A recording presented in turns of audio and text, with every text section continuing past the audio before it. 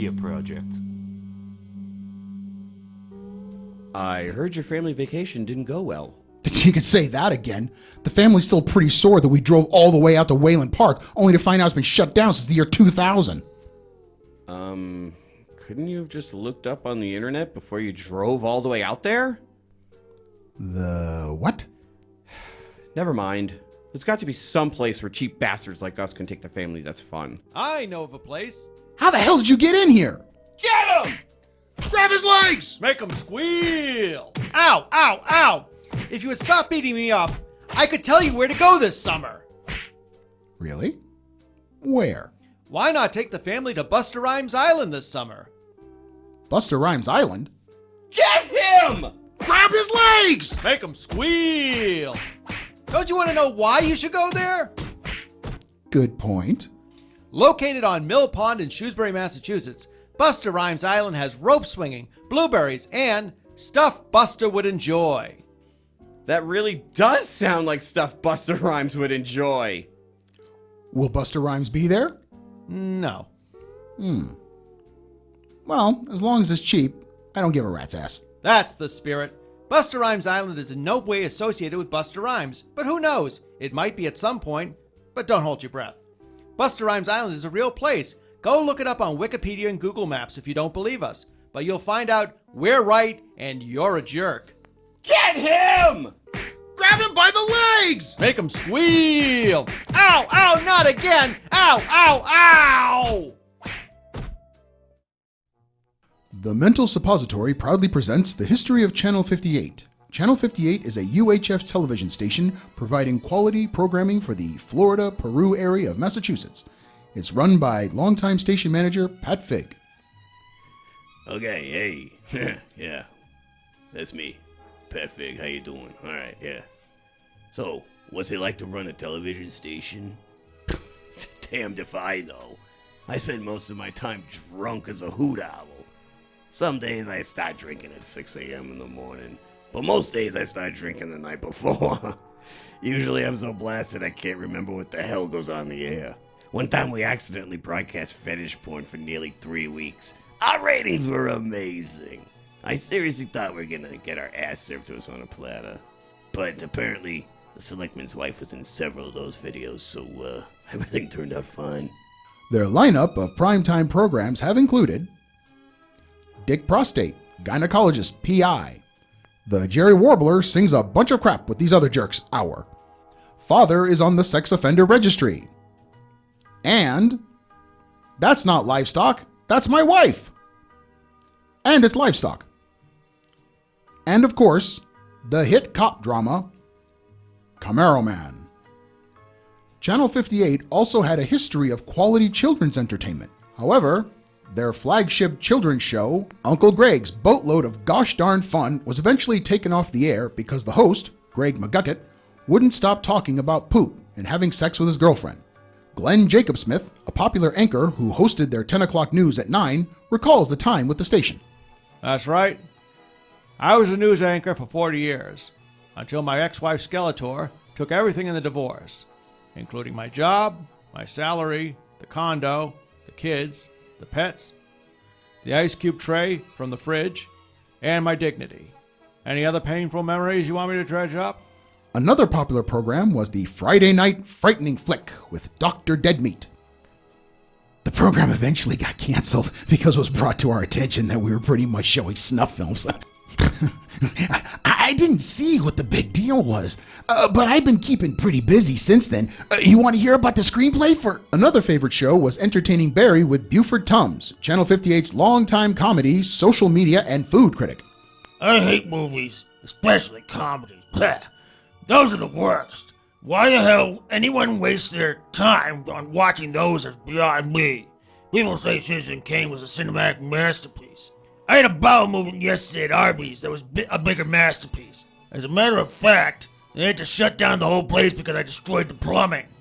Speaking of restaurants, they all suck, especially this guy. Blech. Even the table salt is disgusting, clumped and yellowish. I would expect much better salt from a premium restaurant like this. Sir, this is McDonald's. Burgers here, my God. barely finished the first one. And this one, and this one's even worse. Then, of course, there's UFC candlepin bowling every Saturday at noon. Hey, my mom can bowl better than you. Well, does she know how to handle my balls? You son of a bitch. Channel 58 continues to serve the community with new programming, one of which is a group forum on important subjects of the day. What the fuck do you mean both their mothers' names was Martha? That's the pivoting moment of the plot? That's the moment that changed the course of the film? That's what changed Batman's mind about Superman? What the fuck? Why was it that fucking moment? Do you know? Do you know? Do you know? Do you know? Do you know? Do you know? I'm gonna start a subreddit group. Can I just say? No! No, you can't! From its humble beginning out near a cowfield in Barrie to its shining future out near a cowfield in Petersham, Channel 58 will continue to be a beacon of quality entertainment and programs that are fun for the entire family. Coming up tonight at 8, mixed gender nude mud wrestling and DJ trivia. See what pops up tonight. Excuse me, do you mind if I join you?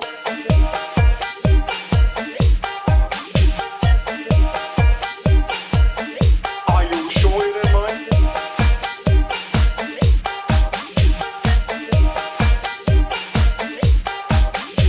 You're absolutely sure I'm disturb you?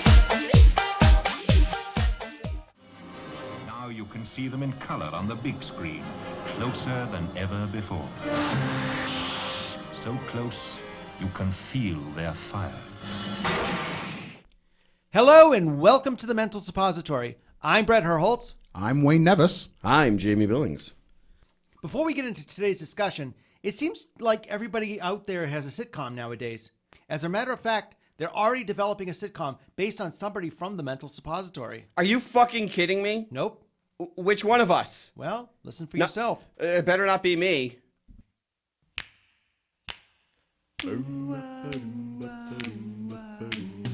Sooner or later, someone's bound to say, fuck you, Wayne. Hey, that's me. Yeah. Fuck You, Wayne was live before a tape studio audience. Wayne, I'm going to need you to bring a dessert to the company picnic. Sure thing, Mr. Taskmaster. Anything specific you want me to bring? The company CEO, Simon Legree, really likes triple chocolate cake. Can you manage that? I don't think I'd have a problem with that. Don't mess this up. You know, the way you did last company picnic. But sir, how was I to know Jarts was a bad idea? Later at the company picnic, Are you okay, Mr. Legree? I was fine until I ate that triple chocolate cake. Triple chocolate cake? Wayne! Uh-oh, I gotta go find a restroom before I Jackson Pollock the inside of my shorts. Oh, it's a good day not to wear underwear. Is there something wrong, Mr. Taskmaster? Is something wrong? Is there something wrong? You have the CEO of the company, Bazooka, sitting in the porta potty over there. Oh, I didn't make it. What on earth did you put in that cake? Oh, well, sir, you said Mr. Legree liked triple chocolate cake. I really wanted to impress him, so I thought I'd make it myself. I didn't have enough chocolate in the kitchen, but I found plenty of chocolate in my bathroom closet. Bathroom closet? Bathroom closet? Wayne! That wasn't chocolate! That was X-Lax! Oh, maybe it would have been easier if I bought a chocolate cake instead. Fuck you, Wayne! Sooner or later, someone's bound to say, fuck you, Wayne. Hey, that's me. Yeah. It seems like before 2020 BC, Before COVID. it just seemed like, we were getting into like the 2 or 3 hour epic movies, the hour-long blockbusters. And I feel like the movie makers' mentality was almost like they wanted to make it an event, but, just like in the old days. But it's one of those things, in the old days, you had, before 1947, before people had television, the only way to get your information and entertainment is you'd go to the movie, pay your 20 cents. You'd see a cartoon. You'd see a short, which was usually like a comedy or a one of those like morality plays. Don't forget the newsreels. Oh, I was going to mention the newsreels. You had a newsreel, and then you had the feature presentation. And for 23 cents, you got to watch all day long. But I think the problem is that they base it all on the one feature, which is like a 2 or 3 hour movie. And then, maybe sometimes they'll have like they have like the stuff before the movie, like the trivia and the little information reels like from E! News or something like that. And it just seems like kind of a hassle because you're already going to be watching this like 2 hour movie. So it's really not the same. It's like the whole thing is based on, this one movie. Whereas, if they're going to make an event like back in the day, they would have all this other stuff like the cartoon and the newsreel and everything like that. But, people still get kind of jazzed up about the coming attractions, which they still have. And I just feel like, I don't know, I just, watching these, it's like, I feel like we've overdone the whole 2 hour epics, the 2-3 hour epics. I mean, I kind of printed out a list for you guys of, all, the running time of all these movies. Like, if you go back to, like, the 1977 Star Wars, and if you remember the story... 121 minutes. And that was cut down from its original That's run. 2 hours. That was heavily edited as well. So that could have been a potential 3 hour epic movie. If you remember in the itself. original story of it, there was like a whole scene before, the Star Destroyer starts chasing after the blockade runner. Yeah, You're going to have isn't that with Luke down on the planet? Luke and his friend who's looking up. leaving. He's looking up and he can actually see The battle going on. Yeah. Yep. And George Lucas's wife at the time ended up editing and reshuffling the scenes. So I think if they had kept it the way it was, it might not have been remembered as it was. But another interesting point on that is that continuity comes into play because in that Luke is saying how his friends are all leaving, they're all going away. We don't know any of his friends until that scene. If that scene had been put in there, we'd have seen, hey, he's actually leaving his little hovel and he actually goes out to other places and he has friends and people who actually care for him. And you make a good point about that, but I think for a runtime and realizing, they would never keep an audience, for a longer movie, they ended up trimming it down, which is kind of interesting because if you look at like the current sequel trilogy, I mean, The Force Awakens like 138 minutes, Last Jedi was like 152 minutes, and Rise of Skywalker was 142 minutes. And even like the Marvel movies, most of them are between like 149 to like the Marvel movies, 181 minutes. They're basically like you got to sit down for an adventure yourself, because it's going to take quite a while. And it's not like the blockbusters or the sweeping epics is something new. I mean, if you look back in time, like at a movie like Lawrence of Arabia, I mean, you're looking at a 227-minute movie that it has an intermission right in the middle of it. Yeah, in defense of that, the intermission was actually created because of that. Yes, it wasn't created absolutely. really because they were like, hey, these people are going to be bored. We got to get them up. We got to like move Gone in. with the Wind had Yeah. to have an intermission as well, right? Right, but that was really more for back in the day because they had to basically dismantle the entire filming system and reset it back up again with the secondary That's set the of second reel, just yeah. for the second part. So the intermission was just to keep people entertained or occupied while they did all of that. So it was one of these things, the whole 3 hour epic isn't necessarily a bad thing, but at the same time, it wasn't as forced down our throats. Should we try this again? No, I'm But also, I mean, I'm still laughing at Wayne. you got to Oh, sorry. that.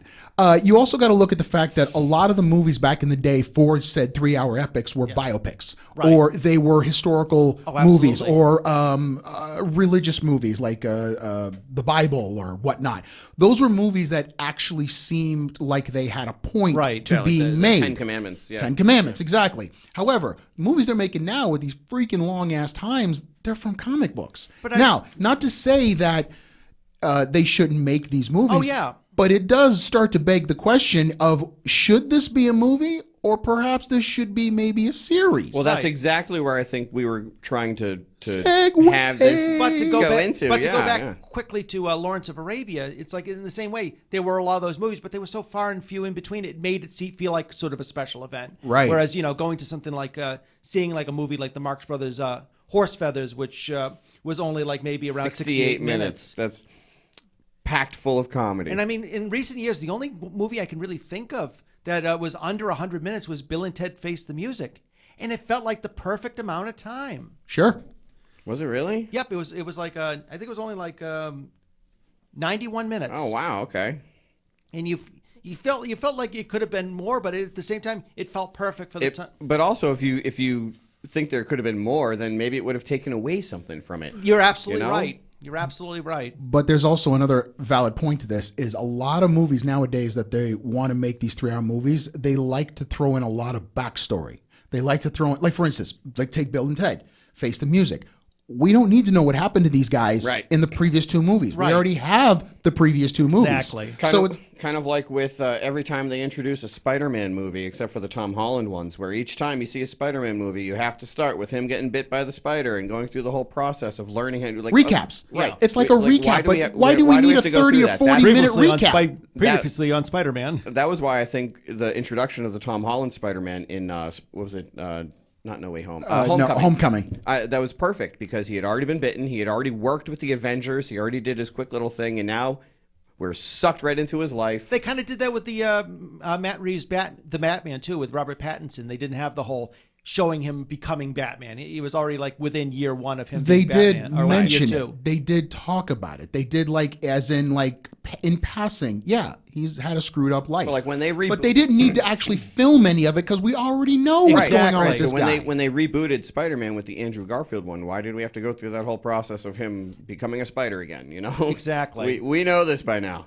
But yeah, getting into the whole thing. I mean, we've kind of started getting into this whole like TikTok generation where it seems like people's attention spans have been kind of progressively getting shorter and shorter. Attention spans are in nanoseconds. And I know I can attest for this. I don't have a very long attention span when it comes to watching movies from time to time. And to be honest, I want to preface this all by saying I don't think that the movie theaters are going away. I don't think the blockbusters are going away. But I think the whole way we watch movies and the whole way we approach movies is going to change. Is going to change over time, and it's already starting to change with the whole advent of streaming.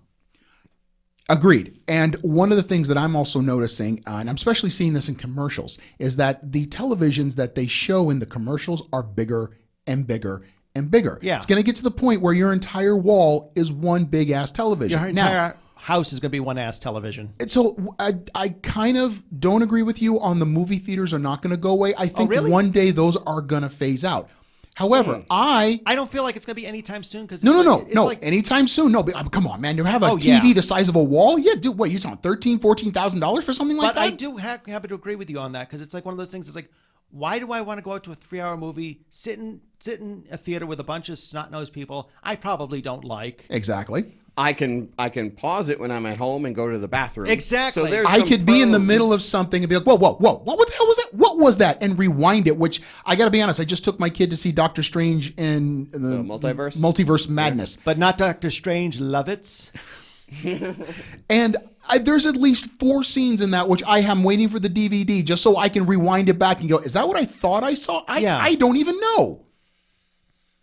But you make an excellent point. I mean, it's one of those one of these things that why do I personally feel like why do I want to go out to the theaters anymore? You know, you can watch it at home you don't have to deal with people. You don't have to deal with some parents who decided, oh, we're just going to drop our kids off here and leave, and their little darlings are going to run around the theater. Or the one guy who won't stop texting during the film, or the person who won't stop talking during the film. You know, when it's like if you're home, you might end up being the one that it won't stop talking during the film, which is okay. Yeah, but at least the person next to you can say, shut the fuck up already! Exactly. Yeah, I get that all the time anyway. Yeah, but when you do in the movie theaters, you feel a little embarrassed that see, you interrupted everyone else by saying, shut the fuck up already! Well, the last time I went to the theater, last time I went to the theater, there was no one there. So it is almost like I had run of the place. Right. So it's kind of nice. I went and saw Ghostbusters Afterlife.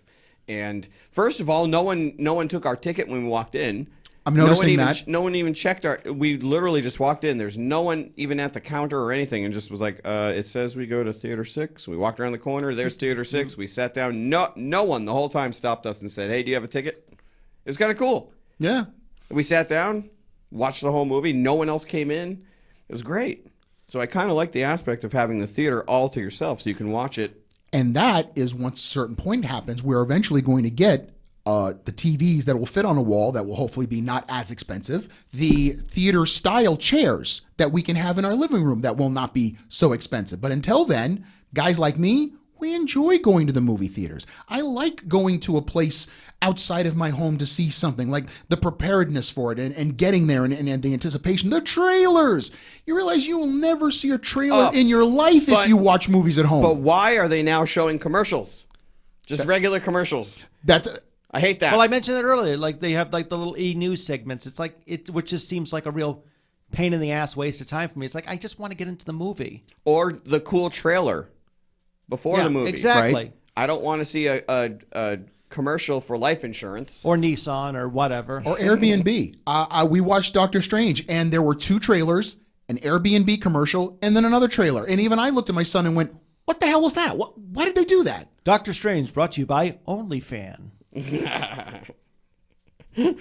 But that brings it into like with the like not only the like shortened run time, but also is it like sort of playing into people's attention span where it's like now we're starting to get a lot more of like the half-hour series, especially with like a lot of the Star Wars series that have come out, like The Mandalorian, like Book of Boba Fett, Half hour or 45 minutes, and most recently Obi-Wan Kenobi. Obi-Wan. I haven't seen it yet, so keep your mouth shut. Oh. No, I can't. I won't give you any secrets. Don't worry about it. Right. But from the trailer that I saw, it looked interesting. It looked, production value looked really good. The whole point right there is that now we're starting to see that shift of where production for money is going away from the movie and going into the 6-episode series. So you can see all that money going to The Mandalorian, and you really see the special effects coming out and a real quality experience. And it kind of, in a more like big budget way, it kind of harkens back to the old movie serials of like the 1930s and the 1940s, which would be about a half hour long. Yeah. Buck Rogers, Flash Gordon, Commando Cody, the Phantom Creeps. Nipple tweak, and away! You had like the Batman the old Batman serials, yes. The Adventures of Captain Marvel, which was actually the first Shadow. The first superhero serial of all time was The Adventures of Captain Marvel. Right. The Shadow, the Spider, Green Hornet. Hornet, yeah. So it's very much that mentality of like the half hour of entertainment, which was like shown on a Saturday morning or Saturday afternoon for kids. They'd go into the movie theater. You'd pay your nickel. The producers of those serials did the same thing. There was still that separation between TV show, serials, and movies. Movies always seem to have been funneled the more production value. Exactly. The more money went that way. But that made more sense. I mean, if you think about it, a studio that makes a TV series actually has these people on a rotational pay period. I mean, these people are like, hey, 9-to-5 job, I come in, I do the lights, I do the makeup, I do the sets, I do the acting, I do the directing. Oh, we're done for the day. Okay, see you here Monday. And we've kind of gone back to that now with these new television series. They're really the movie serials of the 30s and 40s, but we just watch them at home. And I think because of that, we can start looking at saying, hey, let's take this Mandalorian, for instance, and let's just imagine The Mandalorian is a movie. Are we paying I feel bad now. I forgot his name. He's in the Far Cry 5 now, or Far Cry 6. I want to say Pedro Pascal, or was his name? Pedro? No, the Mandalorian? No, not the Mandalorian itself. The guy who played the Empire guy with the black sword. Oh, I know who you talk about. I can't think of his name. Yeah, I can't think of his name. I feel bad, but he is a well-known actor, a named actor. He is. Oh, what's his name? Thank you. I appreciate you being a dick. But the point is, you would pay this man a lot of money to be in this one movie. Now, if you say to them, okay, no, we're not paying you $10 million to be in a movie. We're now going to pay you, say, $70,000 or $80,000 to be in a series. And that $70,000 or $80,000 is a regular paycheck. Back in the day, people were in TV and wanted to get to movies. The reason for that was because the movies where the money was. Now that the money's coming back to TV, all these big name actors are funneling themselves back to TV. Well, this is what I'm seeing, is that pretty soon there's starting to be no line at all. Yep. Whether it's going to be a TV series or a movie, the producers are going to sit there and say, well, how should we funnel the money? All of it going this way, all of it going that way? Well, okay, well, it looks like more people are watching the series at home, so... And because you are making a series, you have the same sets. You have the same sets. You build Oh, once. the things that they're doing now, they're not even building sets. That's another thing that's fantastic. Oh yeah, it's all CGI Yeah, stuff. Not even CGI. Yeah, it is CGI, but they're using gigantic display LCD TV display walls that are able to like reflect light off of the people that are acting there, and you can see everything while you're doing it instead of having a giant green screen and not knowing what the fuck's behind you. You can actually have a sun going behind you, and it'll reflect off of your helmet while you're filming it. So it's for the directors to be able to have more control over everything within this one It's little stuff set. we could have never dreamed We of. could Yeah. never. They can could. you imagine? Can you imagine if at that point back in the day, if someone had Back in 1986. even before then, Yeah. if someone at the BBC said something like, "Hey, guess what? I think Doctor Who's really going to go in the way of making like movie stuff. So why don't we try to funnel a bit more money into Doctor Who?"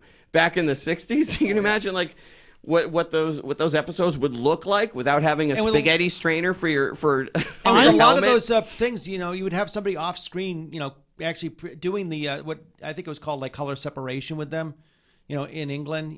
Yeah, the chroma key stuff. Chroma key with stuff like Doctor Who or Dark Shadows, where you'd have somebody at a monitor sort of setting it up live, but of course the actors couldn't see it. No. Whereas now, and so you'd have to be really, really careful with your direction and really careful with placing the actors. It's like, okay, he's off in the fire, Whereas, if they place it just right, whereas now, like what you were saying, the actor knowing where a certain thing is going to be in the scene, I mean, that's amazing. I think also, though, it's easier Yes. for them as well, because a lot of take, for instance, The Revenant with Leonardo DiCaprio. I mean, according to the backstory of that, they were only able to film for like a short period of time per day because they had to have the lighting just right, or they had to have the flow going through it. It's like, now I remember what you're saying. Yeah, because of the where they were filming, there was so much overcast. right. But Yeah. hey, ask yourself this question: did you really need to film there? Could you At not? this point, yeah, At this point, did you really need to film there? Well, that was like Terry Gilliam doing the what's it called, The Man Who Killed Don Quixote, his original filming of it with different actors. There was a part of the desert that they had to film at a certain time because it had a certain look, and then when it just poured buckets, it ruined the entire landscape. Right. So Like it just changed it. Steven Spielberg again, waiting for that the perfect Twilight hour or whatever they call Exactly. Right. I mean, but back in the day, that's totally understandable. It's not understandable now. In fact, you're thinking to yourself, how much money are we wasting for these people sitting around waiting for the clock to change just a few hours before we could start filming? It's like, no. it. Yeah, now you can have them set up this giant lot with a big screen so they can react to what they've already have it pre-rendered. It's amazing what they can do now. Right. Incredible. It's just But at the same time, Yeah, it's baffling. incredible, but it also shows that the money can start coming away from special effects because it's already programmed. Well, let's look at this right here. Like what we have for we'll take like the Avengers stuff, like the Avengers, Infinity War. Like that's owned by Disney. Yep. Everything's owned by Disney. Well, okay. We're owned Good- by Disney, good possibly. point. Fuck you, Disney. But Star Wars, they're also owned by Disney too. But like if we could see like all of these like the Disney movies right here, and we could now think about what shows they're coming out with, like how many more shows that they're producing versus how many movies they're producing. Good right, point. like the entire So, the Avengers. If we could talk about the roster of what they have for Avengers Infinity War, Avengers Endgame, but how many episodes of Moon Knight, Obi-Wan, Mandalorian, Jessica Jones, Daredevil, Luke Cage, all of those actually All came the, out right Flash. after the Infinity Wars. We don't movie talk came about out. Iron Fist. The Flash, Supergirl, all these other TV series that lasted for quite a while and was able to develop the characters and And they lasted enough. Like some of these only lasted 2 or 3 seasons, but they packed in so much information these those 2 were or 3 all seasons. You're like, hey, this is good enough for me. 40-minute episodes, versus a 3-hour, epic and everything where I don't know. You kind of I wonder, just I really don't see the point of having a 3-hour epic movie anymore when I seem to have more joy in waiting for the next half-hour episode of Obi-Wan or the Man. I'm like, I can't kind of wait wonder, for it. have we sort of, it's like you look at stuff like TikTok and, it's like everybody kind of goes for like the quick bite, the quick video, the quick enjoyment. So Instant it's very much like that. gratification. Instant gratification. There's the word I'm looking for. And I'm kind of wondering if that's kind of the same mindset they're kind of pandering to with these shows, sort of going for that instant gratification, the half hour, Well, fuck, they got me. Got me too. I admit to it. I think also one of the interesting points to instant gratification is the fact that you can give people a lot more condensed information in a 20-minute or a 40-minute episode because of the way the writing is designed. Now, the writing for a half-hour show is going to be totally different from a writing from a 3-hour movie. Oh, yeah, true. Right. So you notice, like, on all these shows, there's a slight cliffhanger, not a huge cliffhanger, but at least a slight cliffhanger. Just like the old movie serials. Right, exactly. The old movie series kept you intrigued. It kept you going. Well, then let's put it to a vote here. I personally think that 3-hour epic movies don't really need to exist anymore. I'm enjoying so much more having Disney Plus and watching all of these 30 to 40-minute serial TV shows. I was having a blast with Mandalorian. Obi-Wan is great. I'm enjoying can't that, wait yeah. and that's the thing. I can't wait for the next one to come out, whereas like you get that movie that's a 3-hour epic movie and it's done. I got nothing else to wait for, So these guys That's at true. Disney Plus, they got their minds wrapped around this, and I think they won. But at the same time, I don't necessarily want the 2-hour movies to completely go away. I just don't want them to be so Long. Better quality. Not so many of them. I see what you mean. Vary flooding the market. There it is. Yeah. There it is. I mean, whereas like the next person, it's like, I'm gonna make this movie. All right, what's it gonna be about? It's gonna be a guy that works in a pizza place. Cool. How long is it gonna be? 4 hours long. Why? But that's the thing. It's like, that's what made, like I said earlier, that's what made Lawrence of Arabia so special, because it's like the market wasn't so flooded with all these epics. So, it's like one of those things, you go to the movie to enjoy it, whereas, other movies are maybe about 60 to 90 minutes. Well, it is also a dual-edged sword there. Yeah. You got one side where you have the people who are like, okay, this movie's too long, we need to edit it. Yeah. And then they go and chop it up, and then later they come out with the extended edition, and then you watch those scenes they chopped up, and you're like, why the hell would you remove that scene? It works so much. That's Hold on. another bucket. It made so much sense for this scene. And then you have people like, I'm just going to throw this out there because I remember this. You have One-Eyed Jacks by Marlon Brando. The original editing of that movie was 10 hours long. Who the hell's going to sit in a movie theater for a 10-hour freaking Western? That's what Marlon Brando wanted to put out. Texans? No, that's a good point. I didn't think of that, but yeah, niche market though. Yeah, well, back in the day, everything was westerns for a while. Everybody loved westerns, but I think like everything, it sort of it's fallen out of fashion. So sure, but I mean, the last western we had was probably a 2.5-hour movie as well. It's like, really? Yeah. We made so many that were 90 minutes, if not less. What the hell is this? Exactly. Well, that's actually absolutely right. I mean, yeah. Well, with that, what do you say? Fuck you, Wayne. Fuck you, hey, Wayne. That's me. Exactly. But at the same time, I think... in case anybody was curious as to what happened, I laughed so hard when I heard that song for the first time, I fell off my chair. He did. We almost thought we gave him a stroke. I can't wait Actually, to I'm going to listen cut to that. it. I got a friend who had a stroke, so I can't really say that. You edit that part out. I will. But yeah, I thought he was actually having a seizure at one point. I got scared shitless. Oh, God, no, I have a... Jamie's seen more than enough of it, so he's like, no, well, Wayne's not fine. just you, but I also had a friend that had seizures, and that's not fun too. It's kind of scary. But I don't think the epics, the long movies should go away, because actually Wayne made a good point about the added scenes. Because what? He did. My wife's a Harry Potter fan, and she's read all the books. And one of the things she said about some of the movies, like Goblet of Fire, there was a lot of stuff they left out that probably would have added to the film. Well, again, that's all due to like the multiple producers yelling about something. So like, yeah, we're not their vision. Yeah, exactly. Everybody wants to get their vision on the screen, whereas so you got to cut this out, cut that out. I think that's the hardest thing with like adapting a book, especially like I can remember seeing Fellowship of the Rings and being very disappointed they didn't put in the character Tom Bombadil. Yes. Nobody mentions him. I thought that was like the best Never part heard of of it. No, well, he's a character who has no influence, or the ring has no influence on him. Like, he could put it on and it did nothing for him. Well, that's kind of fucking important to the movies. Isn't it, though? I never heard about this guy. And I'm thinking to myself, they could have cast Tom Baker in that role, and he would have been magnificent. He was considered a big guy in Yeah. the book. Yeah, he's considered a big guy with a deep voice. You know, somebody like a Tom Baker, Tom Baker. Yeah. Oh yeah. So him or a Stephen Fry, who were around the same height. Oh, would have Stephen been, Fry, yeah. would have been a great Tom Bombadil. Yeah, You're gonna have epics. Yeah. You're gonna have epics. I mean, the whole word itself means you're gonna have it. but I think they should stop I don't think choking the market with it. Right. And not every movie has to be an epic. Not every Batman movie that comes out, not every Spider-Man movie. Has to be a 3-hour tour.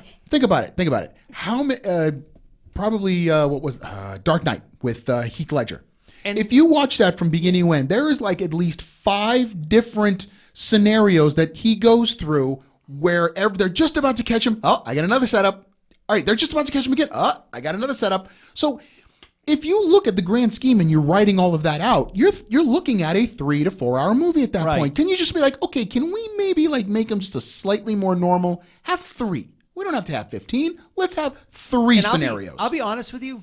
They could have cut out the whole part with Two-Face at the end and saved that for a whole other movie. I think they kind of a glimpse, like yeah. just a glimpse of Exactly. Two-Face coming out. Yeah, absolutely. that there would have too. worked so well, but they just kind of shot their load. Sorry, people, in one go, and it's just like, you know. Well, I think in that instance, Christopher Nolan had a plan for what he wanted all 3 Batmans to be.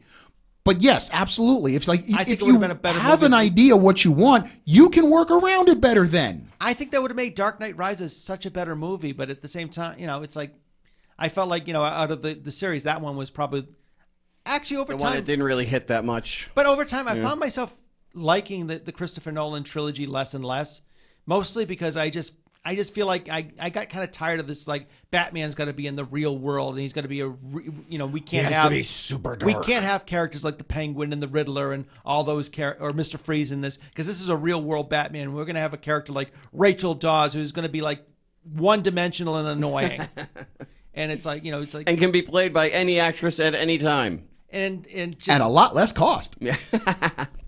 And, you know, just the whole thing, it's like, oh, I don't know if I can handle the mantle of the Bat. I'm doing this for a time when we don't need Batman. And that's one of the things I liked about the Matt Reeves Batman film is it was one of those things sort of like Batman the Animated Series. You know, he is Batman. You know, Bruce Wayne is the disguise. Nice. That's actually pretty good, yeah. I like that. That was very much like Batman the Animated Series. There was the scene in Batman Beyond where I guess it was a whole episode where, you know, there's a voice inside Bruce Wayne's head or Batman's head. You know, it's infecting a lot of people. And at the end of it, Terry McGinnis's Batman asks Bruce Wayne, he's like, how'd you know the voice wasn't you? He goes, in my head, it was calling me Bruce. Yeah. That's not who I call myself. That's not who I He's call like, what? myself. Oh, I'm that now. It's Yeah. like, really? Tell love that line. self-conscious that. I love that line. That was a great line. That's not what I call myself. And Kevin Conroy, I think, I'm going to just put it out there, he's the best Batman ever. Yeah, totally. But- That's the Batman I feel like I grew up with Yeah. Yes. with the animated series. My dad, when the animated series came out, loved it because for him, the original Batman, which he was introduced to, was a vigilante. He Yeah. was a criminal like all the other criminals. The only thing, he wasn't stealing money or anything like that. He was physically harming people who were doing wrong.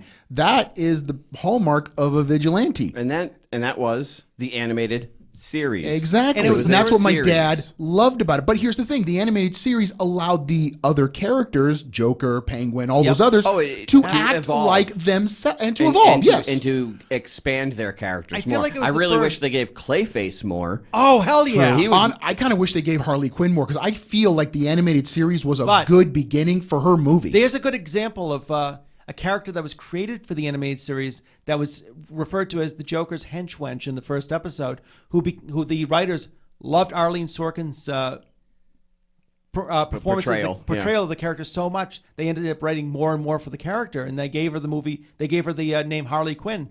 And look at her now. She might be one of the most Probably the most famous female villains. anti-hero. Anti-hero. Yeah, I would go with the Yeah, anti-hero that's because more like it. Yeah. Yeah, because if anybody watched the latest Suicide Squad movie, you can see in certain scenes where she's like, "Look, this is me. I'm psychotic. I like to blow things up. I like to hurt people. Am I good? Am I bad? I just go the way I go. And Right, it took James but- Gunn, Yeah, yeah. and it took James Gunn to make a good Suicide Squad movie. Yep. But there's a scene where the leader of the city is saying to her how he's going to go and kill kids. And she's like, nope, not happening. Pow. And she shoots him. It's like, Oh yeah, that's right. Yeah. And It's like- I love that scene. And she's like, I'm just so sorry, but you're a bad guy. yeah, exactly. I love you're the way you're she worse is. than my previous boss. Yeah. Mr. J. And we wouldn't have had Well- Mark Hamill as the Joker without Batman the I think, I can't say the animated series revitalized his career. Definitely not.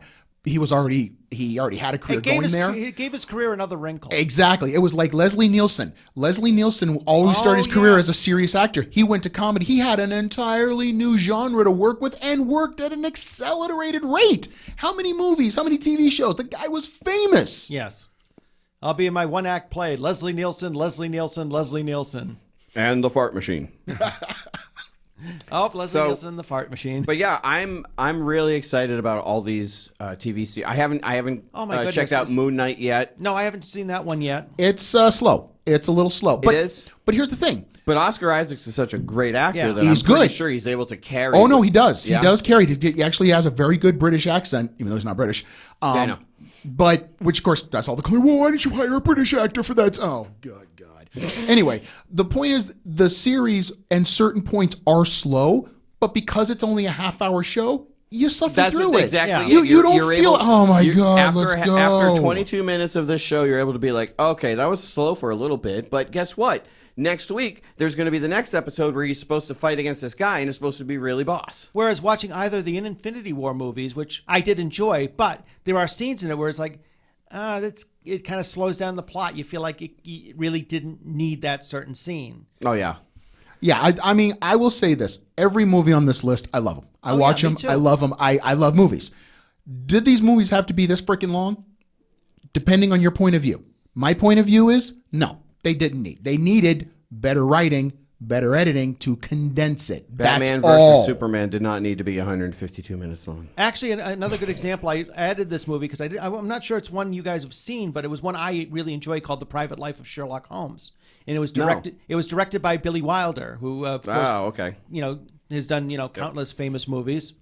But originally he wanted it to be like a 3 or 4 act play, and have like different acts to it, so it would be a much longer movie. But I think the production company said no, we got to trim it down for a viewing market, and it shows how much time has changed. Whereas like them talk about cutting down movies like Private Life of Sherlock Holmes or the first Star Wars, whereas we're like piling on more and more scenes where you have like the 4-hour Justice League, which we did not need to, because it ends up being like 4 hours of the Flash in slow motion saving somebody for an entire episode. I'm kind of exaggerating, but it did feel like that. Now, when you mentioned the Private Life of Sherlock Holmes, when Basil Rathbone did the Sherlock Holmes series for Universal, yes. that was a series. Yeah, correct. it was So each of those episodes actually ran for 68 to 76 minutes. Yep, each movie was about like maybe the Not long- movie, each episode. No. Each episode was a movie. Wow. Because okay. you guys also understand, these were British made.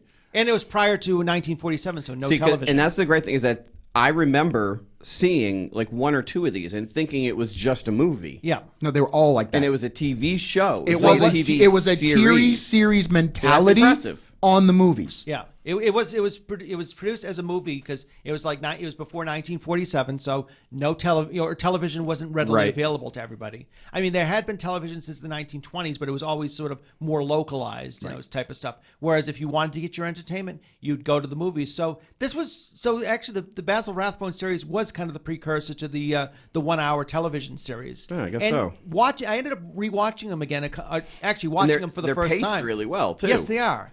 And I remember watching them for Again, the first time. good editing, good writing. I decided like a couple of years ago to watch them for the first time because I'd only really seen like The Hound of the Baskervilles and The Adventures of Sherlock Holmes. The Hound. That's the one I And saw. it's one of those things where I've kind of put off watching the Rathbone Holmes, at least the ones, because I wasn't too keen on the whole having it set in 1940s, whereas setting it in like Victorian England. Yeah. But the Benedict Cumberbatch series kind of changed my mind about having Holmes in contemporary scenes. So and the other thing was Nigel Bruce's Watson as a blithering idiot just grates on me because Watson was supposed to be a he was supposed to have at least some. He weight was the to him. narrator.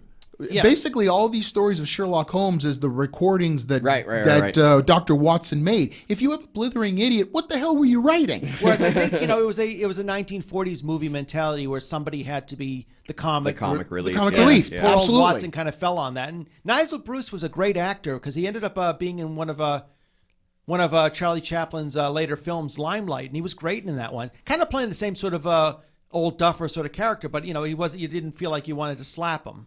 Right. And so I ended up watching the films for the first time, and they were very enjoyable. It's like I felt like after 60 minutes, like that was the perfect amount of time. It was the perfect amount of time. You never felt like your day was wasted. It's like, okay, I'm gonna go watch Lord of the Rings Part 2. I'll see you tomorrow. Yes. Kind of a thing. Which edit though? Exactly. No, it doesn't matter. A movie. I'm gonna go watch a movie. See you tomorrow. You end up being down in the basement looking like Gollum, going, "My precious." All right. Oh, I did want to add one point though. I did want to. no, Yes, I I did. Okay, up yours. Up yours. Go on. It was regarding the fact that you said the comic relief. What got me is if you watch a lot of the Avenger movies, or even, for instance, Robert Downey Jr.'s Sherlock Holmes version, compared to Daniel Cuthbert's Benedict. Benedict, thank you, Benedict Cuthbert's versions, you still see the comic relief. Only it's kind of twisted on its head. For instance, Watson in Cuthbert's version is somewhat sarcastic, is somewhat down to earth. Like you do something stupid to me, he's more cynical. I'm gonna too. slap you in the face. Whereas Jude Law's version, he is prim, he is proper. He's like, very you Victorian. never see him make a very Victorian. Yeah, and you see Sherlock now is the one who's making the jokes, or Sherlock is the one who's goofing around, or in Cuthbert's version, the straight guy fooling around, or the straight guy making the odd joke, kind of like Sheldon. Think about it. Sheldon throws out those quickie little jokes, but his character is like, did I make a joke? I didn't realize I said Cumberbatch is a funny. less annoying version of Sheldon. Yes, much less annoying because he's so intelligent, but he's also so friggin' arrogant. Exactly. Which Sherlock helps. Holmes, yeah. It helps, right? He was also a cocaine addict too. So. Morphine. No, cocaine. A 7% solution of cocaine. If you read the original. Really, they changed that then because the Jeremy Irons version, he was addicted to morphine. Oh yeah, that was. Oh yeah, the. Yeah. God damn, I forgot about that. Oh no, you're thinking of Rupert Everett. No. The Jeremy Irons did a couple of. Did he? Yeah, he's Masterpiece Theater. He did. Well, Jeremy Brett. No, you're thinking Jeremy Brett. I don't want to say I'm thinking of Jeremy Irons, but Nope, it could be Jeremy Brett. Brett. Yeah. But they do show a scene where Watson comes in the room and he sees Holmes removing the needle from his arm. No, that's cocaine. Actually, in the books, it was written he injects himself with cocaine. Well, they said it was morphine. No, you're actually half right because he says to him, "What is it tonight, morphine or cocaine?" And he says, okay. And he says to him, "Well, I highly recommend a 7% solution of cocaine." That makes sense now. Don't fuck with me. I know my Sherlock. So let's go do that right now, okay? 7%. Let's go. Yeah, I'm for it.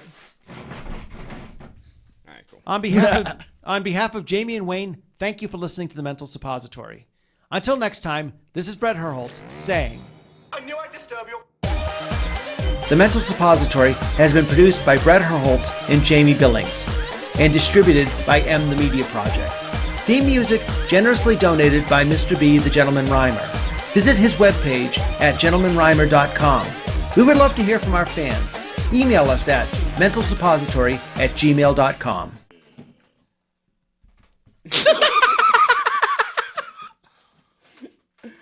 Now, read the script. "Oh shit! Oh shit! Oh shit! Oh shit!" Hey, you okay? Sorry, I fell down. Did you hit your head? No. I fell down very slow. I fell down. You did it! I did it. You passed me out. Holy shit! So goddamn Are you serious? Well, I didn't pass out, but I was just slowly going down, like, yeah, I'm not going to stop this. Coming to FRT Plus from the creators of Herman's Head. Boy, I really regret eating all that Taco Bell last night. Hey, you and me both, pal! Who said that? Right behind you! Greg McGucket stars as Herman's Talking Butthole. I've got a big date with Jennifer tonight. A big date? You two gonna have sex? You better keep quiet tonight. Not if you plan on ordering the 4-cheese lasagna with garlic bread. And you thought your butthole got you in trouble. Herman, I just don't think this proposal you came up with will work. I'll blow it out your ass. What did you say? Nothing, sir. Nothing. It must have been the wind. And tonight's special guest, Meat Hammer. Herman, how could you possibly get Meat Hammer to play at a company picnic? Trust me, I know a guy. I think you're just talking out of your ass. Nope, I do it for him. What? Nothing. Get ready for a buttload of laughs. Okay, Herman, time for your prostate exam. Oh, there goes my gag reflex. Holy crap! Watch Greg McGucket in Herman's Talking Butthole, only on FRT Plus. And be sure to pick up Greg McGucket's new comedy album, Sex with My Girlfriend, live at the Ground Round. While pooping.